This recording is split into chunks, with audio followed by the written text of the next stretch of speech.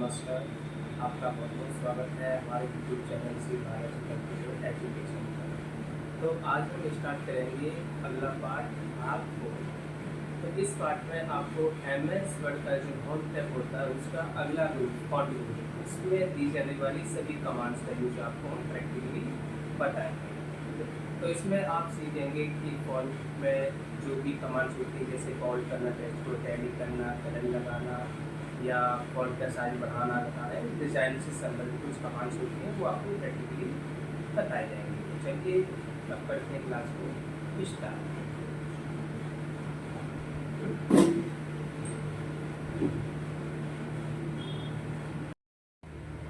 चलिए तो आज स्टार्ट करते हैं हम होम टैब का अगला जो ग्रुप है वो है ये फॉन्ट ग्रुप। तो इस फॉन्ट ग्रुप के अंदर बहुत सारी कमांड्स दी रहती हैं जिनका यूज हम अपने पेज पर दिए गए टेक्स्ट को और भी ज़्यादा स्टाइलिश या अच्छा बनाने के लिए करते हैं। तो चलिए सबसे पहले हम देखते हैं यहाँ पर इस फॉन्ट को।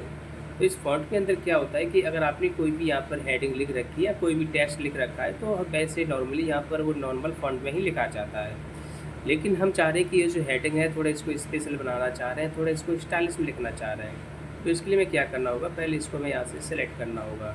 तो चलिए पहले इसको मैंने यहाँ से सेलेक्ट किया। सेलेक्ट करने के बाद जाना होगा मैं फ़ॉन्ट पर। हम जैसे इस फॉन्ट पर क्लिक करेंगे तो हमें बहुत सारी फ़ॉन्ट की स्टाइल यहाँ पर देखने को मिलेगी।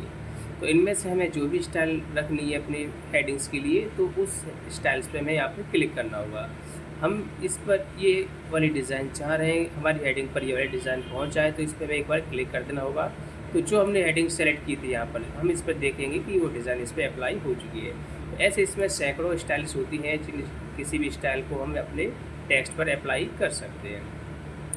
तथा जिसके साथ साथ यहाँ पर हम अगर हिंदी भी लिखना चाहते हैं, जैसे कि मान लीजिए लास्ट में यहाँ पर जो इंग्लिश है, अगर यहाँ पर हम कुछ लिख रहे हैं, जैसे यहाँ पर हम कुछ लिख रहे हैं यहाँ पर तो इंग्लिश में ही लिखा जा रहा है, लेकिन अगली लाइन में यहाँ पर मुझे कुछ हिंदी में लिखना है। तो हिंदी में लिखने के लिए ही हमें फ़ॉन्ट पे ही जाना होगा, तो यहाँ से ही लैंग्वेज को हमें बदलना होगा। तो इस पर हम पहले क्लिक करेंगे। क्लिक करने के बाद यहाँ पर देखेंगे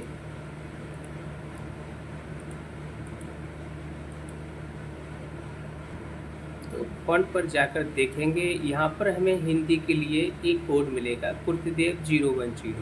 तो हमें उस कोड को यहाँ पर हमें फाइंड करना होगा।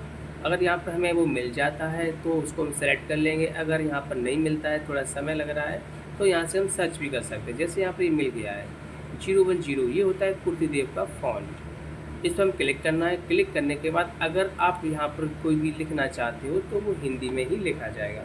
जैसे अगर यहाँ पर हम कोई टेक्स्ट लिखना स्टार्ट करते हैं, जैसे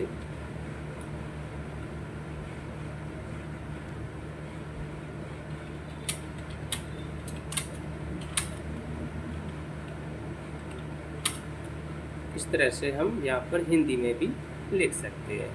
तो यहाँ पर फ़ॉन्ट के माध्यम से किसी भी फ़ॉन्ट की स्टाइल को चेंज करना या हिंदी से इंग्लिश या इंग्लिश से हिंदी इस फ़ॉन्ट को हम बदल कर लिख सकते हैं अपने पेज पर। तो चलिए आगे चलते हैं। अगला आता है यहाँ पर ये फ़ॉन्ट साइज़। इस फ़ॉन्ट साइज़ में हम पहले से देख पा रहे हैं कि यहाँ पर जो फ़ॉन्ट का साइज़ है 11 शो कर रहा है, यानी कि आप किसी भी फ़ॉन्ट के साइज़ को यहाँ पर जो किसी भी कंप्यूटर पे आप कोई भी टेक्स्ट लिखते हो, फ़ॉन्ट लिखते हो तो उसका साइज़ जो है ना 11 रहता है। अगर हमें इसके साइज़ को बढ़ाना है या घटाना है तो इसके लिए हमें जाना होगा यहाँ पर फ़ॉन्ट साइज़ पर। तो इस फ़ॉन्ट साइज़ पर हम 11 के अलावा हम इसको कम कर सकते हैं 10, 9, 8। तो यहाँ पर जो लिमिट है आप 8 पॉइंट से ज़्यादा छोटा फ़ॉन्ट साइज़ के अंदर नहीं कर सकते। अगर फ़ॉन्ट साइज़ के अंदर फ़ॉन्ट के साइज़ को बढ़ाना है तो आप मैक्सिमम यहाँ पर जो फ़ॉन्ट का साइज़ बढ़ा सकते हैं वो 72 तक ही बढ़ा सकते हैं। इससे ज़्यादा आप फ़ॉन्ट के साइज़ को यहाँ पर नहीं बढ़ा सकते। चलिए हम यहाँ पर हमने 48 को रख दिया फ़ॉन्ट साइज़, ठीक है। और अब हम आगे चलते हैं। अगली जो कमांड्स आती है इसका नाम है ग्रो फ़ॉन्ट। तो ग्रो फ़ॉन्ट का यूज़ किया जाता है फ़ॉन्ट को ग्रो करने के लिए, यानी कि फ़ॉन्ट के साइज़ को बढ़ाने के लिए।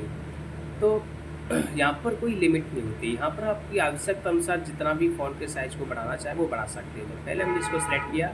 सेलेक्ट करने के बाद हमें जो है जाना होगा ग्रो फ़ॉन्ट पर। यहाँ पर आप अपनी इच्छा अनुसार जो भी साइज़ बढ़ाना चाहें वो बढ़ा सकते हैं, ठीक है। और इसके जस्ट आगे आता है श्रिंक फ़ॉन्ट। श्रिंक का मतलब होता है सिकोड़ना, फ़ॉन्ट मतलब फ़ॉन्ट को छोटा करना।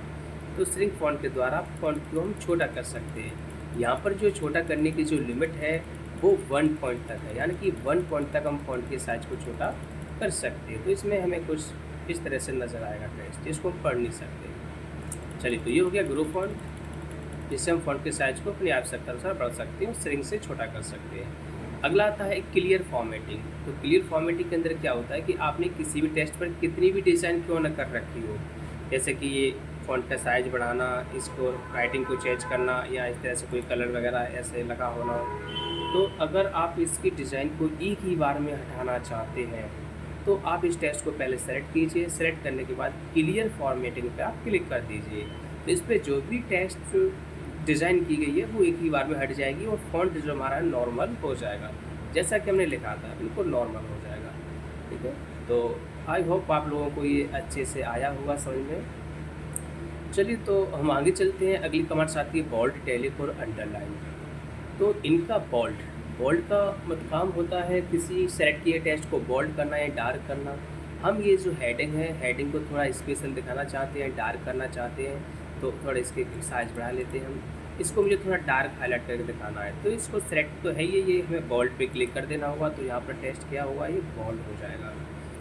अगर आपको इस बोल्ड को उठाना है तो दोबारा बोल्ड पे ही क्लिक करना पड़ेगा, यानी बी पे क्लिक करना पड़ेगा, तो बोल्ड हट जाएगा। यानी कि एक ऐसी कमांड्स होती है, एक बार क्लिक करने से वो अप्लाई हो जाती है, दोबारा क्लिक करने से वो हट जाती है। नेक्स्ट ऐसे ही अगला आता है इटैलिक। तो इटैलिक पे हम जैसे क्लिक करेंगे तो टेक्स्ट हल्का सा तिरछा हो जाएगा। इस पर क्लिक किया तो देखेंगे यहाँ पे तिरछा हो चुका है। दोबारा से इटैलिक पे क्लिक करेंगे तो पहले जैसा नॉर्मल हो जाएगा।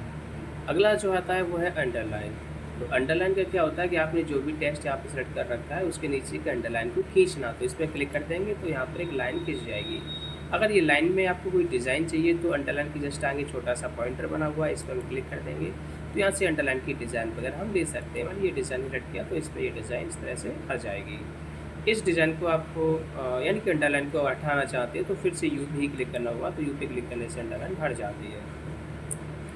नेक्स्ट आगे चलते हैं। अगला आता है वो है स्ट्राइक थ्रू। स्ट्राइक थ्रू से कुछ नहीं होता है, जो आपने टेक्स्ट सेट कर रखा है और आप इस पर क्लिक करते हैं तो टेक्स्ट वो कट जाता है इस लाइन के द्वारा। दोबारा क्लिक करते हैं तो पहले जैसा नॉर्मल हो जाएगा। चलिए तो आगे चलते हैं। अगला आता है ये सब स्क्रिप्ट। तो सब स्क्रिप्ट का यूज क्या आता है, जैसे मान लीजिए आप यहाँ पर CO2, ये हमने जो फॉर्मूला लिखा हुआ है वो है कार्बन डाइऑक्साइड का फॉर्मूला।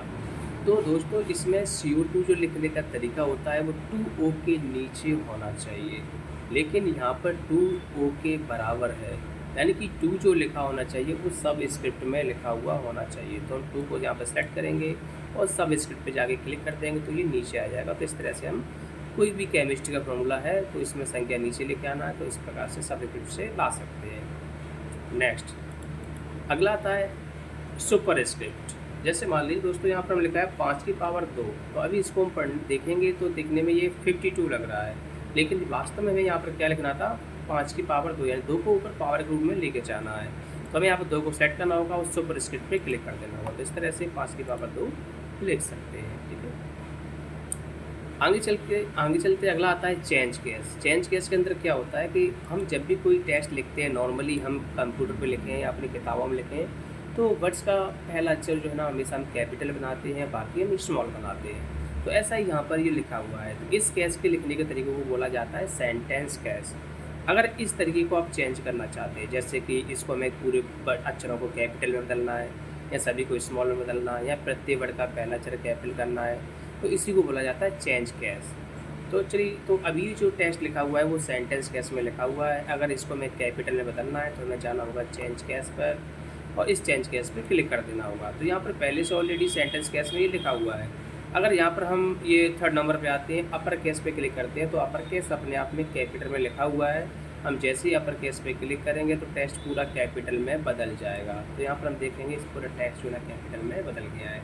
अब कोई भी हेडिंग्स या कोई पैराग्राफ को सेलेक्ट करके उसके जो ना चेक केस को हम बदल सकते हैं। तो ये कैपिटल लेटर हो गया है। अगर इसको वापस स्मॉल लेटर में करना है टोटल पूरा, तो हम जाएंगे चेंज केस पर और लोअर केस पे क्लिक कर देंगे, क्योंकि लोअर केस अपने आप में स्मॉल लेटर में लिखा हुआ है। इस पर हम जैसे क्लिक करेंगे तो यहाँ पर हम देखेंगे कि ये पूरा स्मॉल लेटर में आ गया है।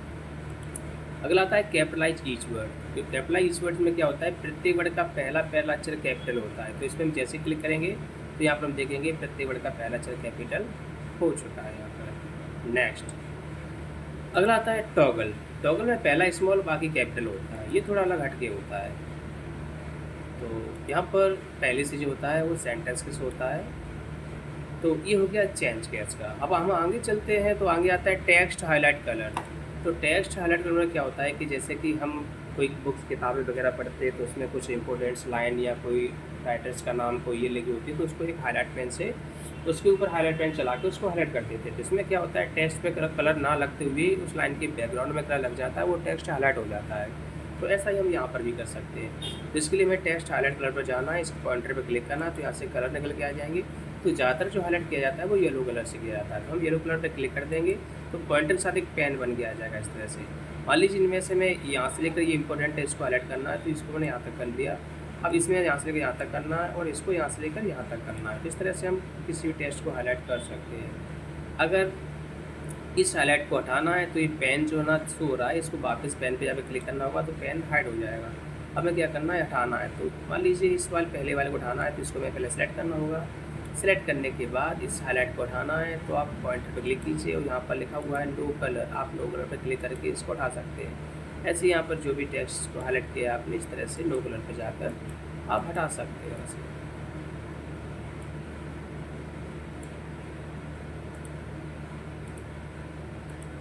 नेक्स्ट अगला आता है फ़ॉन्ट कलर। फ़ॉन्ट कलर का मतलब ये है कि यहाँ पर जो भी फ़ॉन्ट लिखा जाता है एमएस वर्ड पर वो ऑटोमेटिक कलर होता है। तो यहाँ पर ऑटोमेटिक कलर कहा जाता है ब्लैक कलर को। तो यहाँ पर हम देखें कोई भी टेक्स्ट लिखते हैं तो ब्लैक कलर के अंदर ही लिखा जाता है। अगर हम चाह रहे हैं कि इसको मल्टी कलर में बदलें फिर टेक्स्ट को, तो यहाँ से बहुत सारे फ़ॉन्ट कलर होते हैं यहाँ से। तो हर टेक्स्ट को सेलेक्ट करके अलग अलग कलर या एक ही कलर देख सकते हैं। जैसे सबसे पहले हमने हेडिंग को यहाँ पर सिलेक्ट किया है। हेडिंग को सेलेक्ट करने के बाद हम जाएंगे फ़ॉन्ट कलर पर, उस पर हम क्लिक करेंगे। क्लिक करने के बाद यहाँ पर हम देखेंगे कि इसका कलर मुझे रेड रखना है तो इस पर क्लिक करें रेड हो जाएगा। अगले पैराग्राफ को हमने सेट किया, इस पर कुछ दूसरा कलर रखना है तो उस पर हम ग्रीन रख सकते हैं। इस तरह से हम किसी भी टेक्स्ट को सेलेक्ट करके हम उस पर कोई भी कलर देना चाहें वो दे सकते हैं। तो आई होप दोस्तों आप लोगों को ये समझ में आया होगा।